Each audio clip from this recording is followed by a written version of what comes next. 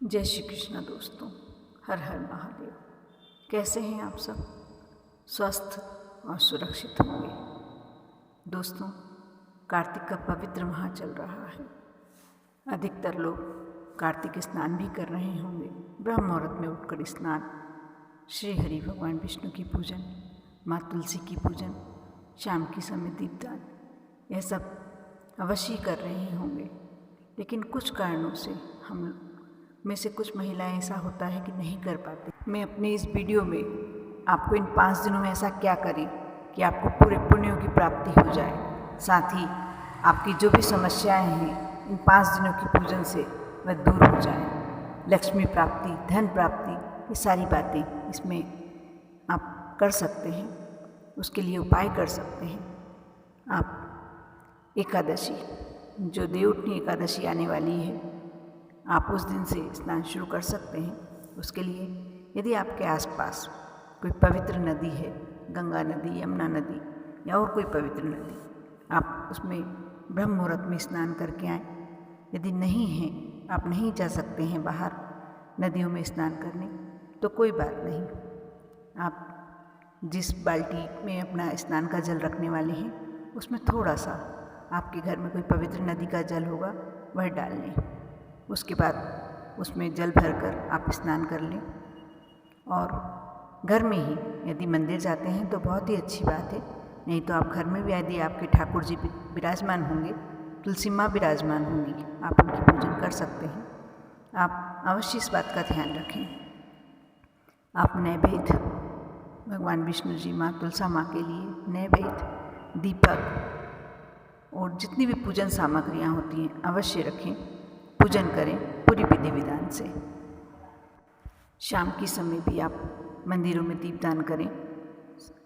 घर में माँ तुलसा के समक्ष दीपक लगाएं शुद्ध घी का। इसके बाद मैं बताती हूँ आपको कि आप जैसे दीपदान करने जाते हैं नदियों के पास, तो आप बत्तियाँ 365 बत्ती एक साथ जोड़ लें। आप पतली पतली लंबी बत्तियाँ बना लें 365, उसको फिर बाद में एक ही कर लें। यह हमको 365 दिन का पूर्ण फल प्राप्त होता है यदि हम इस प्रकार का दीपक लगाते हैं। और यदि आप आटे का बनाते हैं तो एक ही दीपक में लगा सकते हैं। और यदि नहीं भी लगाते हैं, आटे का नहीं बनाते हैं, तो आप मिट्टी के दीपक में भी एक ही दीपक में यह 365 बत्तियाँ रख दें। और जो भी आप संकल्प छोड़कर आप किसी भी नदी, पवित्र नदी के नज़दीक जाकर शाम के समय आप संकल्प छोड़ें। एक सिक्का, रोली चावल, जल, ये सब सामग्री आप साथ में रख के ले जाएं। वह संकल्प छोड़कर दीपदान अवश्य करें। आकाश दीप आपको अवश्य लगाना चाहिए, करना चाहिए। यह कार्तिक माह में सबसे उत्तम दीप होता है, क्योंकि कुछ प्रत्यक्ष देवता हैं जो हमें दिखाई देते हैं। जैसे सूर्य देवता प्रत्यक्ष है, धरती माँ प्रत्यक्ष है, चंद्रमा प्रत्यक्ष है, साथ ही आसमान, यह आकाश, ये प्रत्यक्ष है, ये हमको दिखते हैं। इसमें सितारे हैं, चाँद है, सूरज है, ये सब प्रत्यक्ष देवता माने जाते हैं। नदी, ये भी प्रत्यक्ष देव है। बाकी हम सभी देवताओं की पूजन करते हैं और हम विश्वास भी करते हैं कि ये सब देवी देवता हैं। लेकिन शायद ही हम में से कोई होगा जिन्हें इन देवी देवताओं के दर्शन किए होंगे। वह इतना पुण्यभागी होगा जिन्हें इनके दर्शन हुए होंगे, प्राप्त हुए होंगे। लेकिन यह 5 देवता, नदी, सूर्य, चंद्रमा, धरती और आकाश, ये 5 देवता हमें अपने समक्ष दिखाई देते हैं। अग्नि, ये सब देवी देवता हमें समक्ष दिखाई देते हैं। इसलिए हम इनको तो अवश्य पूजना चाहिए। हमें इनकी यदि पूजन करते हैं तो हमारी पूरी पूजन सफल हो जाती है। यदि आप आकाश दीप लगाना चाहते हैं, यह आप इन 5 दिनों में, वैसे तो पूरे कार्तिक माह में आप कभी भी कर सकते हैं, लेकिन कार्तिक माह पूरा निकलने वाला है और हम नहीं कर पाए, तो हम इन 5 दिनों में कर सकते हैं। ये 5 दिन ज़्यादा पुण्यकारी होते हैं, क्योंकि इसमें पूरे त्यौहार ही त्यौहार होते हैं। एकादशी, पूर्णिमा, ये सभी दिन हमारे लिए बहुत शुभ होते हैं। आप इसके लिए एक आटे का दीपक बना लें, या आप मिट्टी का दीपक भी ले सकते हैं, लेकिन यदि आटे का दीपक बनाते हैं तो ये सर्वश्रेष्ठ होता है। उसमें एक घी की बाती लगा लें, आपको गोल बाती लगाना है घी की, और दोनों हाथों की हथेलियाँ मिला लें, उसके बीच दीपक रख लें। उसको प्रज्वलित करके आप हाथों के दोनों को मिलाकर हथेली में दीपक रख लें और आकाश की ओर दोनों हाथ ऊंचे कर आप शाम के समय विनती करें। ये कार्य आप घर की छत पर कर सकते हैं, अपने आंगन में कर सकते हैं, या घर से बाहर मंदिर में कर सकते हैं, कहीं भी कर सकते हैं। लेकिन अपने घर में यह करना बहुत ही ईजी होता है, सरल होता है। आप घर की छत पे कर सकते हैं। इसके लिए कोई ज़रूरी नहीं है कि आपको कहीं बाहर जाना पड़े या मंदिर जाना पड़े। आप दोनों हथेलियों के बीच उस दीपक को रख लें और आकाश की ओर दिखाते हुए भगवान से विनती करें कि हे आकाश देवता, यह दीपक मैं आपके लिए लाई हूँ, आपके निमित्त लाई हूँ, आप इसे स्वीकार करें। और यदि आपके मन में कोई मनोकामना है, आप उस समय बोल दें।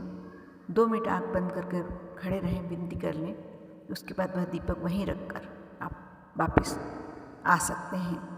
ज़रूरी नहीं है कि आप वह दीपक जब तक प्रज्वलित रहे, जलता रहे, आप वहाँ रहें, ऐसा कोई नियम नहीं है। ये आपको अवश्य करना चाहिए। इससे पूरी जो आपकी मन की इच्छाएं होती हैं, आप वह पूरी अवश्य होती हैं। साथ ही देवउठनी एकादशी पर तुलसा विवाह यह बहुत ही प्रचलित है और सभी करते हैं अपने अपने विधि विधान से। यह अवश्य करना चाहिए। आप माँ तुलसी को जो क्यारा है उसे आप सुबह सुंदर सजाएं, गेरू से रंगें, पोतें। उसके बाद माँ तुलसी का पूरा श्रृंगार करें, जो एक दुल्हन का किया जाता है।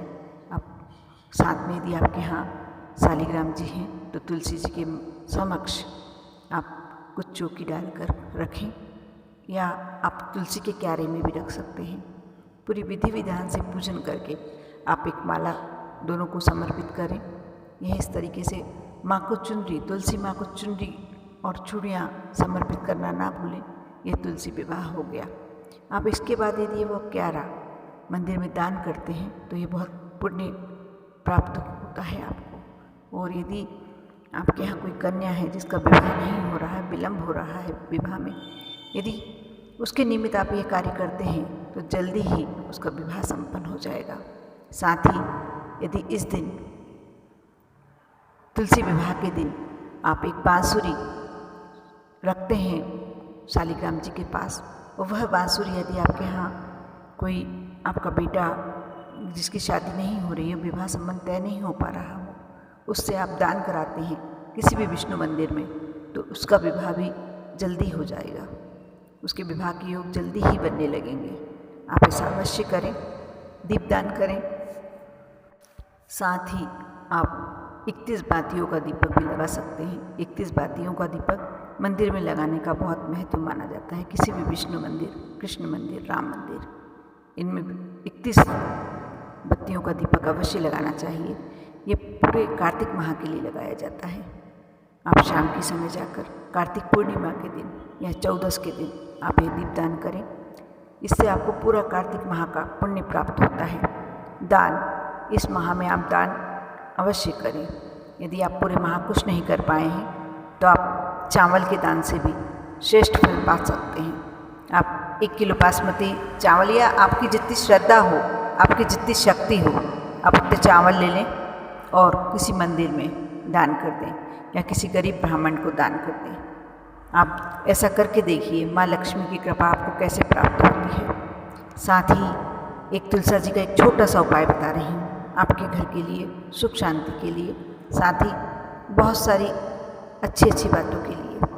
आप तुलसी जी की जो मंजरियाँ होती हैं, बीज होते हैं, वह 108 ले लें। आप तुलसी जी पर से बीज उतारना तो वैसे भी अच्छा होता है, आप बीज ले लें, उसके मंजरी जो होती है वह 108 मोती के समान धागे में पोलें, और उसके बाद विष्णु जी को समर्पित, या आपके घर यदि शालिग्राम जी हैं आप उनको पहना दें।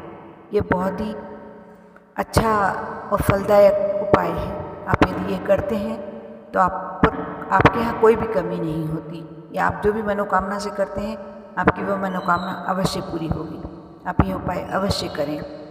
आप लक्ष्मी प्राप्ति के लिए करते हैं, जो भी करते हैं आप विनती करें और ऐसा कर कर आप देखें, विश्वास रखें, श्रद्धा रखें। आप ये उपाय करते हैं, आपके घर में कोई भी चीज़ की कमी, सुख संपत्ति की कमी, शांति की कमी कभी नहीं होगी। आपका पूरा परिवार सुख समृद्धि से भरपूर हो जाएगा। आप पर और आपके पूरे परिवार पर माँ लक्ष्मी की कृपा बनी रहे। साथ ही इस कार्तिक माह की देवउठनी 11 की आपको बहुत बहुत बधाइयाँ। ओम नमः शिवाय।